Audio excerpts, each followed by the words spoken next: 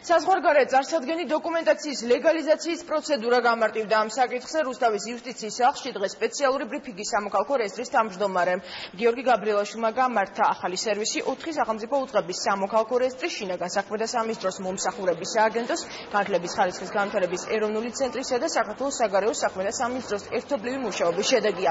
ლეგალიზაცია გულისხმობს დოკუმენტზე არსებული ხელმოწერის ხელმომწერი პირის უფლებამოსილების ბეჭდის ან შტამპის ნამდვილობის დამოწმებას.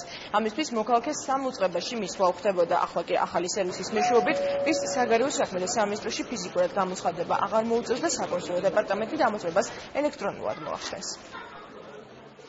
ჩვენ და საგარეო საქმეთა სამინისტრომ გავაკეთეთ ერთობლივი პროექტი და დოკუმენტის ლეგალიზაციისთვის აღარ იქნება ამოდენიმე დაწესებულებაში ერთდროულად ვისხმობ. მხოლოდ ერთ წერტილში სამოქალაქო რეესტრის სააგენტოში ან იუსტიციის სახლში მოსვლით დამთავრდება პროცედურა, მათ შორის საგარეო საქმეთა სამინისტროში მისვლა, რასაც სჭირდებოდა. ლეგალიზაციის პროცედურა საგარეო საქმეთა სამინისტროს ეგრეთ წოდებული ბეჭდის დასმა განხორციელდება ელექტრონული ფორმით და მოქალაქე უკვე ამ მეორე ეტაპზე აღარ იქნება იძულებული გამოცხადდეს საგარეო საქმეთა სამინისტროში, არამედ იმავე ადგილას მიიღებს სწრაფ მომსახურებას პირველი ეტაპისას და მეორე ეტაპისას, თუმცა გაგვიქმნილი ბეჭდის კუთხე.